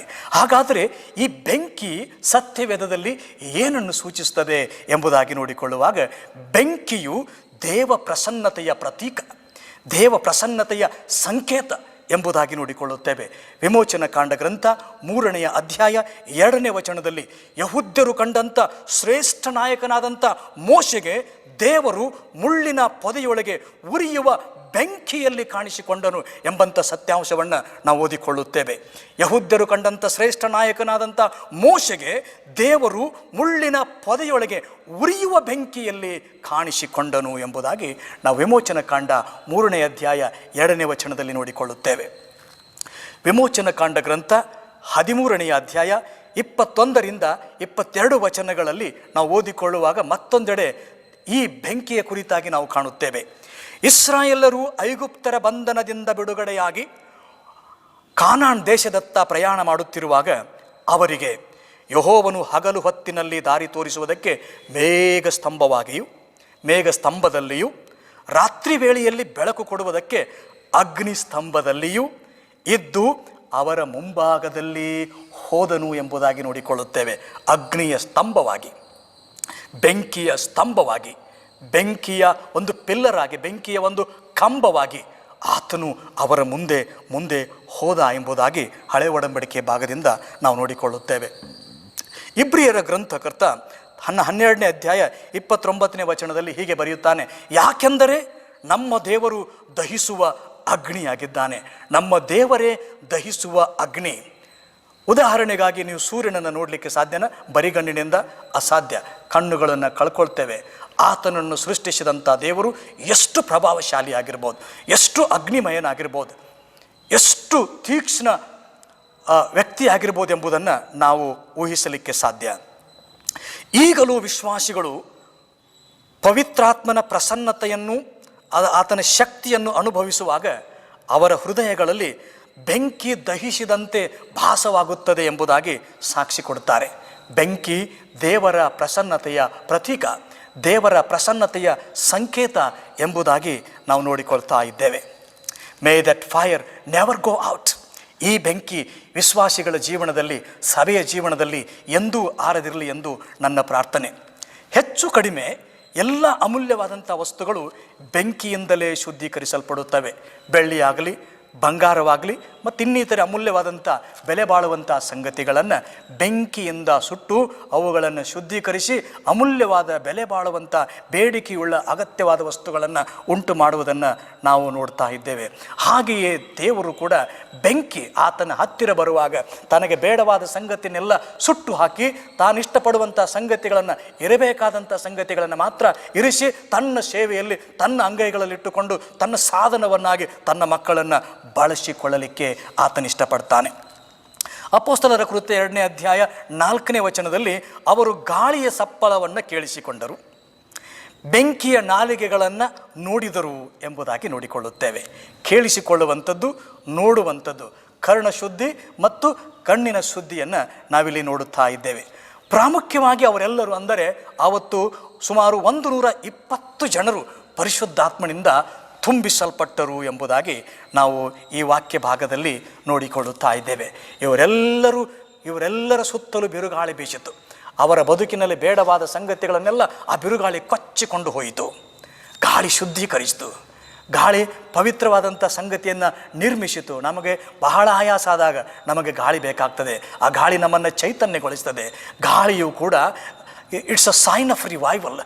ಇದು ಭಕ್ತಿ ಸಂಜೀವನದ ಒಂದು ಸಂಕೇತ ಎಂಬುದಾಗಿ ನೋಡಿಕೊಳ್ಳುತ್ತೇವೆ. ಮತ್ತು ಬಿರುಗಾಳಿ, ದೊಡ್ಡ ವೈಲೆಂಟ್ ವಿಂಡ್ ಎಂಬುದಾಗಿ ಇಂಗ್ಲೀಷ್ ಭಾಷೆಯಲ್ಲಿ ನೋಡಿಕೊಳ್ಳುತ್ತೇವೆ. ವೈಲೆಂಟ್ ವಿಂಡ್ ಬ್ಲೂ ದೇರ್ ಅಂತೇಳಿ. ವೈಲೆಂಟ್ ವಿಂಡ್, ಈ ಬಿರುಗಾಳಿ ಏನು ಮಾಡ್ತು ಅಂದರೆ ಹಗುರಾದಂಥ ಸಂಗತಿಗಳನ್ನು, ಬೇಡವಾದಂಥ ಸಂಗತಿಗಳನ್ನು, ಅಲ್ಲಿ ಅಂಟಿಕೊಂಡಿರ್ತಕ್ಕಂಥ ಸಂಗತಿಗಳನ್ನು ಅದು ಕೊಚ್ಚಿಕೊಂಡು ಹೋಯಿತು. ಕೆಲವೊಂದು ಸಾರಿ ಬ್ಲೋವರ್ ತೊಗೊಂಡು ನಾವೇನು ಮಾಡ್ತೇವೆ ಅಂತಾರೆ, ಮೈ ಮೇಲೆ ಬಿದ್ದದನ್ನು, ಅಲ್ಲಿದ್ದದನ್ನು ನಾವು ಆ ರೀತಿಯಾಗಿ ಗಾಳಿಯಿಂದ ಅದನ್ನು ಹೊರಗಡೆ ಹಾಕ್ತೇವೆ. ಇಲ್ಲಿ ಯೇಸು ಸ್ವಾಮಿ ಈ ಗಾಳಿಯ ತನ್ನ ಬ್ಲೋವರ್ ಆಗಿ ಯೂಸ್ ಮಾಡಿಕೊಂಡು ಶಿಷ್ಯರ ಜೀವನದಲ್ಲಿ ಬೇಡವಾಗಿರುವಂಥ ಎಲ್ಲ ಸಂಗತಿಗಳನ್ನು ಹೊರಗಡೆ ಹಾಕಿದ. ಇನ್ನು ಬೆಂಕಿಯನ್ನು ನೋಡಿಕೊಳ್ಳುವಾಗ ಬೆಂಕಿ ಐಹಿಕ ಇಚ್ಛೆಗಳನ್ನು ಸುಟ್ಟು ಹಾಕಿತು. ಅವರಿಗೆ ನಾನು ನಾಯಕನಾಗಬೇಕು, ಯಾರು ದೊಡ್ಡವರಾಗಬೇಕು, ಯಾರು ಬಲಗಡೆ ಕೂತ್ಕೋಬೇಕು, ಯಾರು ಎಡಗಡೆ ಕೂತ್ಕೋಬೇಕು, ಯೇಸು ಸ್ವಾಮಿ ರಾಜ್ಯವನ್ನು ಸ್ಥಾಪನೆ ಮಾಡಿದಾಗ ನಾನು ಎಷ್ಟು ಪ್ರಭಾವಶಾಲಿಯಾದಂಥ ವ್ಯಕ್ತಿಯಾಗಬೇಕು ಎಂಬಂಥ ಅವರ ಐಹಿಕ ಕನಸುಗಳನ್ನೆಲ್ಲ ದೇವರು ಇಲ್ಲಿ ಸುಟ್ಟು ಹಾಕಿದ. ಅವರನ್ನು ನೂತನ ವ್ಯಕ್ತಿಗಳನ್ನಾಗಿ ಮಾಡಿದ. ಅವರ ಸ್ವಾರ್ಥ ಚಿಂತನೆಯೆಲ್ಲ ಸುಟ್ಟು ಹೋಯಿತು. ಈಗ ಅವರು ಬದುಕುವುದೆಂದರೆ ನಮಗೆ ಕ್ರಿಸ್ತನೇ, ಸಾಯುವುದು ಲಾಭ ಎಂಬಂಥ ತೀರ್ಮಾನದಿಂದ ಮುಂದೆ ಸಾಗುವುದನ್ನು ನಾವು ನೋಡಿಕೊಳ್ತಾ ಇದ್ದೇವೆ. ಪರಿಶುದ್ಧಾತ್ಮನು ಅವರ ಮೇಲೆ ಬೆಂಕಿಯ ರೂಪದಲ್ಲಿ ಬಂದು ಆಗಮಿಸಿದಾಗ, ಅವರ ಜೀವನವನ್ನು ಪ್ರವೇಶ ಮಾಡಿದಾಗ ಅವರು ಬೇರೆ ಬೇರೆ ಭಾಷೆಗಳಿಂದ ಮಾತಾಡುವುದಕ್ಕೆ ಪ್ರಾರಂಭಿಸಿದರು. This indicates their transformation, total transformation. ಅವರು ಗಲಿಲಾಯದಲ್ಲಿ ಹುಟ್ಟಿ ಬೆಳೆದಂಥ ಸಾಮಾನ್ಯ ಜನರು, ಅಷ್ಟೇನು ಹೆಚ್ಚಾದಂಥ ಶೈಕ್ಷಣಿಕ ಅವರಿಗೆ ಎಜುಕೇಷನ್ ಇರಲಿಲ್ಲ, ಶಿಕ್ಷಣ ಅವರಿಗೆ ಸಿಕ್ಕಿರಲಿಲ್ಲ, ಹೆಚ್ಚಿನ ಅಧ್ಯಯನ ಮಾಡಿದಂಥವರು ಅಲ್ಲ. ಆದರೂ ಕೂಡ ಅವರು ಬೇರೆ ಬೇರೆ ಬೇರೆ ಭಾಷೆಗಳಿಂದ ಮಾತಾಡುವುದಕ್ಕೆ ಪ್ರಾರಂಭ ಮಾಡಿದರು. This indicates there total transformation in the ministry. ಪರಿಪೂರ್ಣವಾದಂಥ ರೂಪಾಂತರ. ಅವರು ಯಾವ ಭಾಷೆ ಅವರಿಗೆ ಗೊತ್ತಿಲ್ಲವೋ, ಯಾವ ಭಾಷೆಯನ್ನು ಅವರು ಅಧ್ಯಯನ ಮಾಡಿಲ್ಲವೋ, ಯಾವ ಭಾಷೆಯನ್ನು ಅವರು ಎಂದೂ ಕೇಳಿಸಿಕೊಂಡಿಲ್ಲವೋ ಆ ಜನರ ಭಾಷೆಯಲ್ಲಿ ಅವರು ನಿರರ್ಗಳವಾಗಿ ಸಲೀಸಾಗಿ ಮಾತಾಡುವುದನ್ನು ಇಲ್ಲಿ ನಾವು ನೋಡಿಕೊಳ್ತಾ ಇದ್ದೇವೆ. This is the work of the holy spirit. ಅಂದು ನಾವು ಅಪೊಸ್ತಲರ ಕೃತ್ಯ 2ನೇ ಅಧ್ಯಾಯ ಪೂರ್ತಿಯಾಗಿ ನೋಡುವುದಾದರೆ 16 ರಾಷ್ಟ್ರಗಳ ಜನರು, ಪ್ರತಿನಿಧಿಗಳು ಅಲ್ಲಿ ಬಂದು ಆ ಪಂಚಾಶತ್ತಮದ ಹಬ್ಬದ ಆ ಜಾತ್ರೆಯಲ್ಲಿ ಪಾಲು ತಕ್ಕೊಂಡಿದ್ದಾರೆ. 16 ರಾಷ್ಟ್ರದಿಂದ ಸುಮಾರು 16 ಭಾಷೆಗಳನ್ನು ಮಾತಾಡ್ತಕ್ಕಂಥ ಜನ ಅಲ್ಲಿದ್ದಾರೆ. It was international conference, it was like international gathering. ಅಂತಾರಾಷ್ಟ್ರೀಯ ಒಂದು ದೊಡ್ಡ ಸಮ್ಮೇಳನ ಅಲ್ಲಿ ಕೂಡಿ ಬಂದಿತ್ತು. ಅಂಥ ಸಂದರ್ಭದಲ್ಲಿ ಅತಿ ಸಾಮಾನ್ಯವಾಗಿರ್ತಕ್ಕಂಥ ಈ ಜನರು ಅಂತಾರಾಷ್ಟ್ರೀಯ ಭಾಷೆಯನ್ನು ಮಾತಾಡುವುದನ್ನು ಕಂಡು ಆ ಜನ ಚಕಿತರಾಗ್ತಾರೆ. 16 ರಾಷ್ಟ್ರಗಳಿಂದ ಜನರು ಪಂಚಾಶತ್ತಮದ ಜಾತ್ರೆಗೆ ಬಂದಿದ್ದಾರೆ. ಅವರು ತಮ್ಮ ತಮ್ಮ ಭಾಷೆಗಳಲ್ಲಿ ಈ ಶಿಷ್ಯರು ಮಾತಾಡುವುದನ್ನು ಕೇಳಿಸಿಕೊಂಡು ಭ್ರಮೆಗೊಂಡರು, ಆಶ್ಚರ್ಯದಿಂದ ಬೆರಗಾದರು ಎಂಬುದಾಗಿ ನೋಡಿಕೊಳ್ಳುತ್ತೇವೆ. ಒಂದು ಮಾತನ್ನು ಹೇಳ್ತಾರೆ, they recognised from where these people have come. ಇವರು ಗಲಿಲಾಯದವರಲ್ಲವೋ, ಆದರೆ ಇವರು ನಮ್ಮ ಭಾಷೆಯಲ್ಲಿ ಮಾತಾಡುವುದನ್ನು ನಾವು ಕೇಳುತ್ತಿದ್ದೇವೆ. ಇದು ಹೇಗೆ ಸಾಧ್ಯ? How is it possible that these villagers speak our international language? ನಮ್ಮ ಮದರ್ ಟಂಗ್ ಮಾತಾಡ್ತಾ ಇದ್ದಾರೆ. How this is possible? They were transformed from local level to the global level. ಸ್ಥಳೀಕ ಮಟ್ಟದಿಂದ ಅಂತಾರಾಷ್ಟ್ರೀಯ ಮಟ್ಟಕ್ಕೆ ದೇವರು ಅವರನ್ನು ರೂಪಾಂತರಪಡಿಸಿದ, ಅವರನ್ನು ಪರಿವರ್ತಿಸಿದ ಎಂಬುದಾಗಿ ನಾವು ನೋಡಿಕೊಳ್ಳುತ್ತಾ ಇದ್ದೇವೆ. ಯಾಕೆ ಇದು ಹೇಗೆ ಸಾಧ್ಯ ಅಂತ ಅವರು ಪ್ರಶ್ನೆ ಮಾಡೋದಾಗಿದ್ದರೆ, ಸತ್ಯವೇದ ಹೇಳ್ತದೆ, ದೇವರು ಆತನು ಹೇಳ್ತಾನೆ, ಮನುಷ್ಯರಿಗೆ ಇದು ಅಸಾಧ್ಯ, ಆದರೆ ದೇವರಿಗೆ ಎಲ್ಲವೂ ಸಾಧ್ಯ. ಅದು ಪವಿತ್ರಾತ್ಮನ ಕಾರ್ಯ, ಅದು ಹಾಗೆಯೇ ಎಂಬುದಾಗಿ ನೋಡಿಕೊಳ್ಳುತ್ತಾ ಇದ್ದೇವೆ. ಸ್ಥಳೀಯ ಮಟ್ಟದಿಂದ ಅಂತಾರಾಷ್ಟ್ರೀಯ ಮಟ್ಟಕ್ಕೆ ದೇವರು ಅವರನ್ನು ರೂಪಾಂತರಪಡಿಸಿದ. ಯೇಸು ಸ್ವಾಮಿ ಮೊದಲೇ ಹೇಳಿದರು, ಅಪೊಸ್ತಲರ ಕೃತ್ಯಗಳು 1ನೇ ಅಧ್ಯಾಯ 8ನೇ ವಚನದಲ್ಲಿ, ಪರಿಶುದ್ಧಾತ್ಮನು ನಿಮ್ಮ ಮೇಲೆ ಬರುವಾಗ ನೀವು ಬಲವನ್ನು ಹೊಂದಿ ಯೆರೂಸಲೇಮಿನಲ್ಲಿ, ಯೂದಾಯದಲ್ಲಿ, ಸಮಾರ್ಯದಲ್ಲಿ, ಭೂಲೋಕದ ಕಟ್ಟ ಕಡೆಯವರೆಗೂ ನನಗೆ ಸಾಕ್ಷಿಗಳಾಗಿರುತ್ತೀರಿ. ಭೂಲೋಕದ ಕಟ್ಟ ಕಡೆವರೆಗೆ ಹೋಗಬೇಕಂದ್ರೆ ಅವರ ಭಾಷೆ, ಅವರ ಸಂಸ್ಕೃತಿ, ಅವರೆಲ್ಲ ಸಂಗತಿಗಳನ್ನು ತಿಳ್ಕೊಳ್ಬೇಕು. ಆ ಎಲ್ಲ ಸಾಮರ್ಥ್ಯವನ್ನು ಪಂಚಾಶತ್ತಮದ ದಿನದಂದು ದೇವರಾತ್ಮನು ಅವರಲ್ಲಿ ಕೊಡುವುದನ್ನು, ಹೊಗಿಸುವುದನ್ನು, ಹುದುಗಿಸುವುದನ್ನು ನಾವಿಲ್ಲಿ ಕಾಣ್ತಾ ಇದ್ದೇವೆ. ಅಂದಿನಿಂದ ಶಿಷ್ಯರ ಜೀವಿತಗಳು ಬದಲಾದವು ಎಂಬುದಾಗಿ ನೋಡುತ್ತೇವೆ. ಅವರ ಸ್ವಾರ್ಥತೆ ಮತ್ತು ಅವರ ಐಹಿಕ ಇಚ್ಛೆಗಳು ಆ ಬೆಂಕಿಯಿಂದ ಸುಟ್ಟು ಹೋದವು. ಹಗೂರವಾದಂಥ, ಲಘುವಾದಂಥ, ಬೇಡವಾದಂಥ ಈ ಲೋಕದ ಎಲ್ಲ ಜಂಜಾಟಗಳು, ಈ ಲೋಕದ ಎಲ್ಲ ಮಲಿನತ್ವಗಳು, ಕೆಟ್ಟ ಕೆಟ್ಟ ಸಂಗತಿಗಳು ಅವರ ಜೀವನದಿಂದ ಆ ಬಿರುಗಾಳಿಗೆ ಕೊಚ್ಚಿಕೊಂಡು ಹೋಗಿ ಅವರೀಗ ಶುದ್ಧರಾದರು ಎಂಬುದಾಗಿ ನೋಡುತ್ತೇವೆ. ಅಂದಿನಿಂದ ಅವರು ತಮ್ಮ ಜೀವನದಲ್ಲಿ ಪುನರುತ್ಥಾನ ಹೊಂದಿದ ಕ್ರಿಸ್ತನ ಬಲವನ್ನು ಹೊಂದಿಕೊಂಡರು. ಅವರ ಭಯ ಮತ್ತು ಅನುಮಾನಗಳು ಈಗ ಶಾಶ್ವತವಾಗಿ ದೂರಾಗಿ ಹೋದವು. ಅಂದಿನಿಂದ ಅವರು ಮಾತಾಡುವಾಗ ಪರಿಶುದ್ಧಾತ್ಮನ ಬಲದಿಂದಲೂ ಅಧಿಕಾರದಿಂದಲೂ ಮಾತಾಡಿದರು ಎಂಬುದಾಗಿ ನೋಡಿಕೊಳ್ಳುತ್ತೇವೆ. ಎಲ್ಲಿಂದ ಬಂತು ಈ ಬಲ? ಎಲ್ಲಿಂದ ಬಂತು ಈ ಅಧಿಕಾರ? ಎಲ್ಲಿಂದ ಬಂತು ಈ ಸಾಮರ್ಥ್ಯ? ಅದು ಪರಿಶುದ್ಧಾತ್ಮನ ಮೂಲಕವಾಗಿ. ಅಪೊಸ್ತಲರ ಕೃತ್ಯ 1ನೇ ಅಧ್ಯಾಯ 8ನೇ ವಚನ ಅದನ್ನು ವಿವರಿಸ್ತದೆ. ನೀವು ಬಲವನ್ನು ಹೊಂದಿಕೊಳ್ಳುವಿರಿ. They that wait upon the lord shall renew their strength. ಯೆಹೋವನನ್ನು ನಿರೀಕ್ಷಿಸುವವರು ಹೊಸ ಬಲವನ್ನು ಹೊಂದಿಕೊಳ್ಳುವರು. ಅವರು ಹದ್ದುಗಳಂತೆ ರೆಕ್ಕೆಯನ್ನು ಚಾಚಿಕೊಂಡು ಏರುವರು, ಓಡಿ ದಣಿಯರು, ನಡೆದು ಬಳಲರು ಎಂಬುದಾಗಿ ಇಂತಹ ಶಕ್ತಿಯನ್ನು ದೇವರು ಅಂದು ಯೆರೂಸಲೇಮಿನಲ್ಲಿ ಶಿಷ್ಯರಿಗೆ ಹೊದಿಸಿದ ಎಂಬುದಾಗಿ ನಾವು ನೋಡಿಕೊಳ್ಳುತ್ತಾ ಇದ್ದೇವೆ. ಅಂದಿನಿಂದ ಅವರು ರೋಗಿಗಳನ್ನು ಸ್ವಸ್ಥ ಮಾಡುವಾಗ ಪರಿಶುದ್ಧಾತ್ಮನ ಬಲದಿಂದ ಗುಣಪಡಿಸಿದರು. ಪರಿಶುದ್ಧಾತ್ಮನ ಬಲದಿಂದ ಗುಣಪಡಿಸಿದರು. ಅವರ ನೆರಳು ಬೀಳುವಾಗ ರೋಗಿಗಳು ಗುಣ ಆಗ್ತಾ ಇದ್ದರು. ಅವರ ಕರವಸ್ತ್ರಗಳನ್ನು ಕೊಟ್ಟು ಕಳಿಸಿದರೆ ಅವರ ಕರವಸ್ತ್ರ ಮುಟ್ಟಿದ ತಕ್ಷಣ ರೋಗಿಗಳು ಗುಣ ಆಗ್ತಾ ಇದ್ದರು. ನಾವು ಸುಂದರ ದ್ವಾರದ ಬಳಿಯಲ್ಲಿ ನಿಂತುಕೊಂಡಾಗ ಪೇತ್ರ ಯೋಹಾನ ಯಾಕೋಬರು ನೋಡಿಕೊಳ್ಳುತ್ತೇವೆ, ಅಲ್ಲಿ ಬೆಳ್ಳಿ ಬಂಗಾರವಂತೂ ನಮ್ಮಲ್ಲಿಲ್ಲ, ನಮ್ಮಲ್ಲಿರುವುದನ್ನು ನಿನಗೆ ಕೊಡುತ್ತೇವೆ, ನಜರೇತಿನ ಯೇಸು ಕ್ರಿಸ್ತನ ಹೆಸರಿನಲ್ಲಿ ಎದ್ದು ನಡೆ ಎಂಬುದಾಗಿ ಹೇಳುವಾಗ ಕುಂಟನು ಎದ್ದು ಕುಣಿದಾಡಿದ. This is the power of the holy spirit my friends. ಇಂತಹ ಬಲವನ್ನು, ಇಂತಹ ಶಕ್ತಿಯನ್ನು, ಇಂತಹ ಸಾಮರ್ಥ್ಯವನ್ನು ಯೇಸು ಸ್ವಾಮಿ ತನ್ನ ಶಿಷ್ಯರ ಮೇಲೆ ಹೊದಿಸುವ ತನಕ ಅವರು ಆ ಸೇವೆಯನ್ನು ತಮ್ಮ ಬಲಹೀನತೆಯಲ್ಲಿ ಸಾಗಿಸಬಾರ್ದು, ದೇವರ ಬಲದಿಂದ ಮುಂದೆ ಕೊಂಡೊಯ್ಯಬೇಕು ಅಂತ ಅವರಿಗೆ ಪಂಚಾಶತ್ತಮದ ದಿನದವರೆಗೂ ಕಾಯಲು ಹೇಳುತ್ತಾನೆ. ಆ ಅಪ್ಪಣೆ ನಿನಗೂ ಅನ್ವಯ, ಆ ಅಪ್ಪಣೆ ನನಗೂ ಅನ್ವಯ. ನಮ್ಮ ಬಲದಿಂದ, ನಮ್ಮ ಶಕ್ತಿಯಿಂದ, ನಮ್ಮ ಸಾಮರ್ಥ್ಯದಿಂದ, ನಮ್ಮ ಜ್ಞಾನದಿಂದ ನಾವು ಸೇವೆಯನ್ನು ಸಂಪೂರ್ಣವಾಗಿ ಮಾಡಲಿಕ್ಕೆ ಸಾಧ್ಯವಿಲ್ಲ. ಸ್ವಲ್ಪ ಮಟ್ಟಿಗೆ ಮಾಡ್ಬೋದು, ನಾವು ತಿಳಿದಷ್ಟು ಮಟ್ಟಿಗೆ ಮಾಡ್ಬೋದು, ಆದರೆ ಪೂರ್ಣ ಮಟ್ಟಿಗೆ ಮಾಡಬೇಕಾದ್ರೆ ಪೂರ್ಣವಾಗಿ ಪರಿಶುದ್ಧಾತ್ಮನ ಬಲ ನಿನ್ನ ಮೇಲೆ, ನನ್ನ ಮೇಲೆ ಬರಬೇಕು. ಆದ್ದರಿಂದ ದೇವರ ವಾಕ್ಯ ಹೇಳ್ತದೆ, ಪರಾಕ್ರಮದಿಂದ, ಬಲದಿಂದ ಅಲ್ಲ, ನನ್ನ ಆತ್ಮನಿಂದಲೇ ಎಂಬುದು ಸೇನಾಧೀಶ್ವರನಾದಂಥ ಯೆಹೋವನ ನುಡಿ. Not by might, not by power, but by my spirit says the lord. Only through the holy spirit we can accomplish what God has planned, what God has bestowed upon us.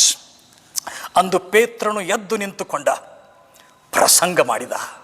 ಇಲ್ಲಿಯವರೆಗೂ ಅವರು ಬಾಗಿಲ ಮುಚ್ಚಿಕೊಂಡಿದ್ರು, ಭಯ ಅವರನ್ನು ಆವರಿಸಿಕೊಂಡಿತ್ತು, ಆ ಜನರಿಗೆ ಹೆದರಿಕೊಂಡು ಅಡಗಿದ್ರು. ಈಗ ಯಾರಿಗೆ ಹೆದರಿದ್ರೋ, ಯಾವ ಊರಿಗೆ ಹೆದರಿದ್ರೋ, ಯಾವ ಜನಾಂಗಕ್ಕೆ ಹೆದರಿದ್ರೋ, ಯಾವ ಅಧಿಕಾರಿಗೆ ಹೆದರಿದ್ರೋ ಅವರ ಮುದ್ದೆ ಎದ್ದು ನಿಂತುಕೊಂಡ. See the transformation, see the power of God, see the strength that they have received through the holy spirit. He stood up. That is the power of God my friend. ಬಿದ್ದು ಹೋಗಿದ್ದೀಯೋ, ಸೋತು ಹೋಗಿದ್ದೀಯೋ, ಮುಗ್ಗರಿಸಿದ್ದೀಯೋ, ನಿನ್ನನ್ನು ಅಲಕ್ಷ್ಯಕ್ಕೆ ನಿನ್ನ ಗುರಿ ಮಾಡಿಕೊಂಡಿದೆಯೋ, ಸ್ಟ್ಯಾಂಡ್ ಅಪ್.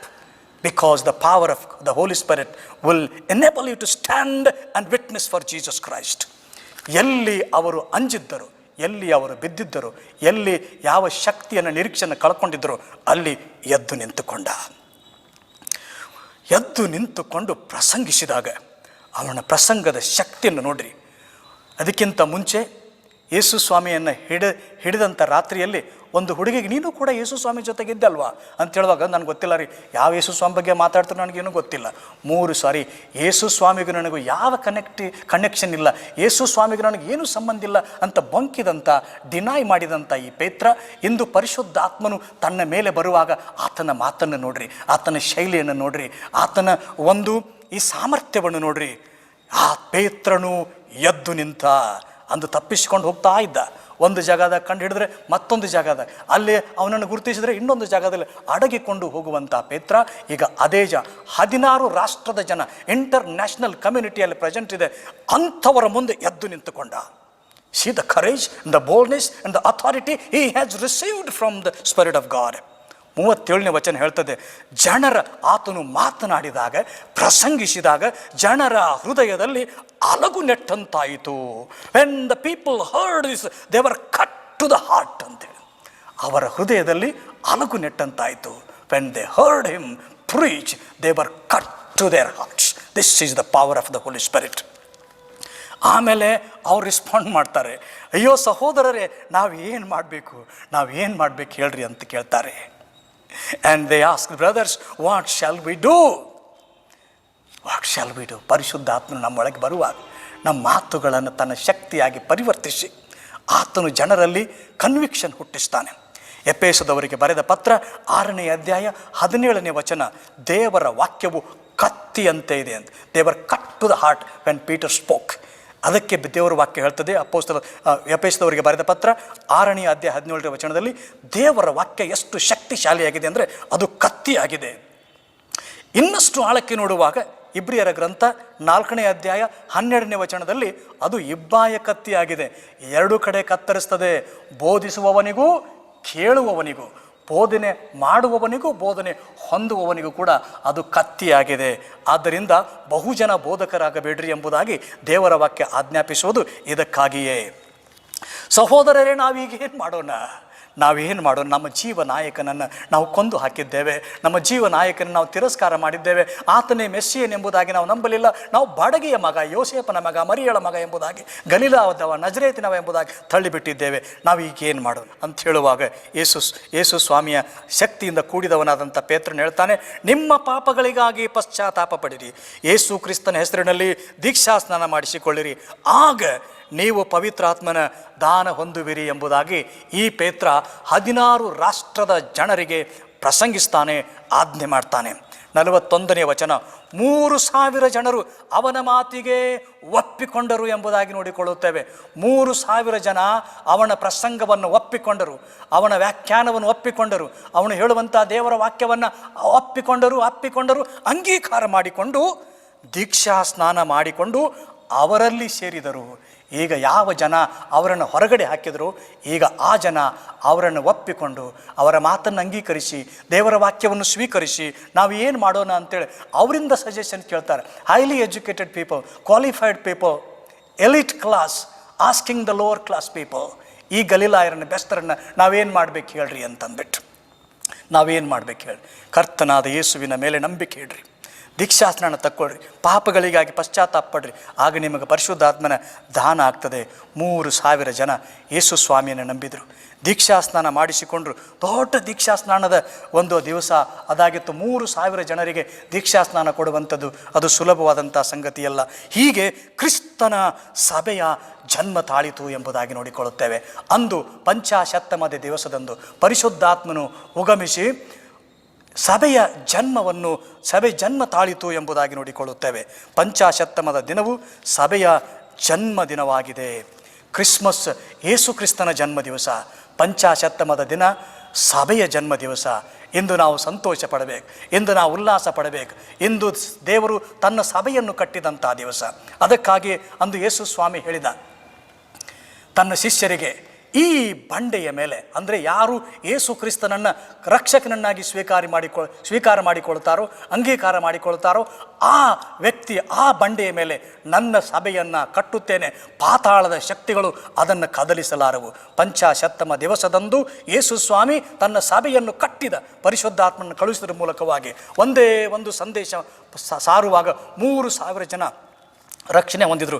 ದೊಡ್ಡ ಉಜ್ಜೀವನ ಅಲ್ಲಿ ಬಂತು. ಇಂದು ನಾವು ಈ ಐತಿಹಾಸಿಕ ಮಹಾಘಟನೆಯನ್ನು ಧ್ಯಾನಿಸುವಾಗ ನಮ್ಮ ಜೀವನದಲ್ಲಿಯೂ ಸಹ ಈ ಪವಿತ್ರಾತ್ಮನು ಪ್ರವೇಶಿಸುವಂತೆ ಬೇಡಿಕೊಳ್ಳೋಣ. ಆತನ ಬಿರುಗಾಳಿ ನಮ್ಮ ಬಾಳಿನ ಹೊಟ್ಟನ್ನು ಹಾರಿಸಲಿ. ಆತನ ಬೆಂಕಿ ನಮ್ಮ ಪಾಪ, ಐಹಿಕ ಮತ್ತು ಸ್ವಾರ್ಥ ಚಿಂತನೆಯನ್ನು ಸುಟ್ಟು ಹಾಕಿ ನಮ್ಮನ್ನು ಶುದ್ಧೀಕರಿಸಲಿ. ಆತನ ಪ್ರವೇಶ ನಮ್ಮ ಬಾಳಿಗೆ ಬಲವನ್ನು ನೀಡಲಿ, ನಮ್ಮನ್ನು ಆತನ ಪ್ರಬಲ ಸಾಕ್ಷಿಗಳನ್ನಾಗಿ ಮಾಡಲಿ ಎಂದು ನಾನು ಹಾರೈಸ್ತೇನೆ. ಹೀಗಾಗುವಂತೆ ದೇವರು ತನ್ನ ಆತ್ಮನ ಮೂಲಕವಾಗಿ ನಮಗೆ ಸಹಾಯಿಸಲಿ. ಆಮೇನ್. ದೇವರಿಗೆ ತಂದ ಕಾಣಿಕೆಗಳನ್ನು ಸಂಗ್ರಹಿಸುವ ಸಂದರ್ಭದಲ್ಲಿ ಸಂಕೀರ್ತನೆಗಳಲ್ಲಿ 92ನೇ ಸಂಕೀರ್ತನೆಯನ್ನು ಹಾಡೋಣ. ಸಂಕೀರ್ತನೆಗಳಲ್ಲಿ 92ನೇ ಸಂಕೀರ್ತನೆ.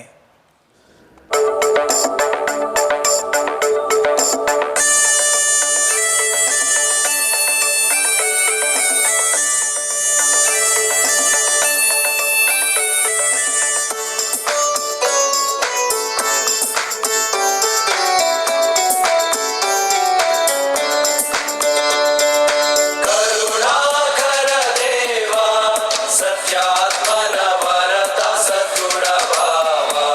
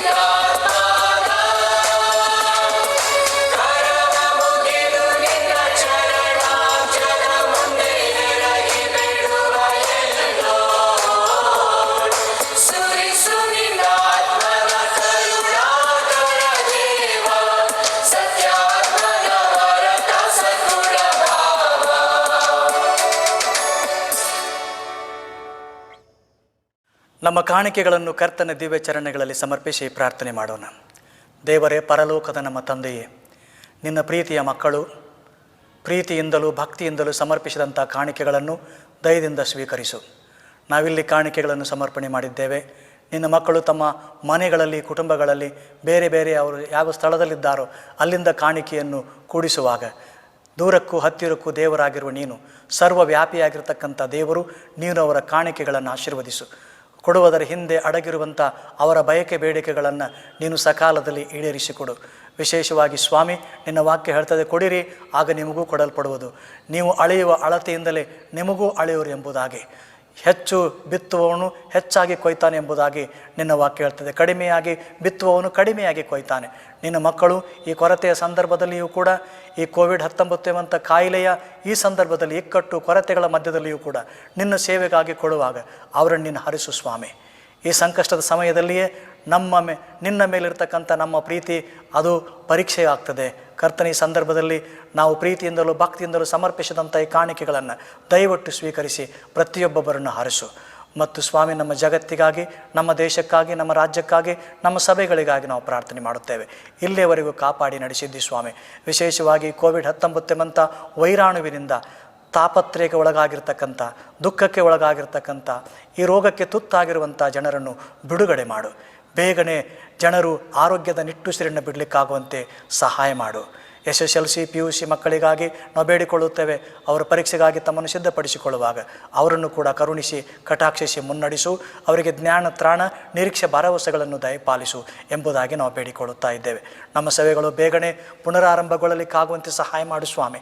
ನಮ್ಮ ಸಭಾ ನಾಯಕರನ್ನು ಆಶೀರ್ವದಿಸು.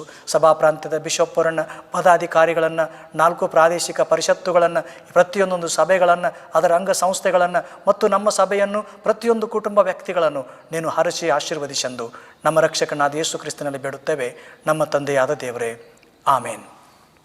ಪ್ರಭು ನಮಗೆ ಕಲಿಸಿಕೊಟ್ಟ ಪ್ರಾರ್ಥನೆಯನ್ನು ಪೂಜ್ಯ ಭಾವದೊಡನೆ ಮಾಡೋಣ. ಪರಲೋಕದಲ್ಲಿರುವ ನಮ್ಮ ತಂದೆಯೇ, ನಿನ್ನ ನಾಮವು ಪರಿಶುದ್ಧವೆಂದು ಎಣಿಸಲ್ಪಡಲಿ. ನಿನ್ನ ರಾಜ್ಯವು ಬರಲಿ. ನಿನ್ನ ಚಿತ್ತವು ಪರಲೋಕದಲ್ಲಿ ನೆರವೇರುವ ಪ್ರಕಾರ ಭೂಲೋಕದಲ್ಲಿ ನೆರವೇರಲಿ. ನಮ್ಮ ಅನುದಿನದ ಆಹಾರವನ್ನು ಇವತ್ತು ದಯಪಾಲಿಸು. ನಮಗೆ ತಪ್ಪು ಮಾಡಿದವರನ್ನು ನಾವು ಕ್ಷಮಿಸಿದಂತೆ ನಮ್ಮ ತಪ್ಪುಗಳನ್ನು ಕ್ಷಮಿಸು. ನಮ್ಮನ್ನು ಶೋಧನೆಯೊಳಗೆ ಸೇರಿಸದೆ ಎಲ್ಲ ಕೇಡಿನಿಂದ ತಪ್ಪಿಸು. ಯಾಕೆಂದರೆ ರಾಜ್ಯವು, ಬಲವು, ಮಹಿಮೆಯು ಸದಾಕಾಲ ನಿನ್ನವುಗಳೇ ಸ್ವಾಮಿ, ಆಮೇನ್. ವಿಶ್ವಾಸದಿಂದ ದೈವಾಶೀರ್ವಾದ ಹೊಂದಿಕೊಳ್ಳೋಣ. ನಮ್ಮನ್ನು ನಿತ್ಯ ಸೌಭಾಗ್ಯಕ್ಕೆ ಕರೆಯಲು ಬಂದ ನಮ್ಮ ರಕ್ಷಕನಾದ ಯೇಸು ಕ್ರಿಸ್ತನ ಕೃಪೆ, ತಂದೆ ದೇವರ ಪ್ರೀತಿ, ಪರಿಶುದ್ಧಾತ್ಮ ದೇವನ ಐಕ್ಯತೆ, ಅನ್ಯೋನ್ಯತೆ, ಸಹವಾಸಗಳು ನಮ್ಮೆಲ್ಲರ ಸಂಗಡ ಇಂದು ಎಂದೆಂದಿಗಿರುವುದಾಗಲಿ. ಆಮೇನ್.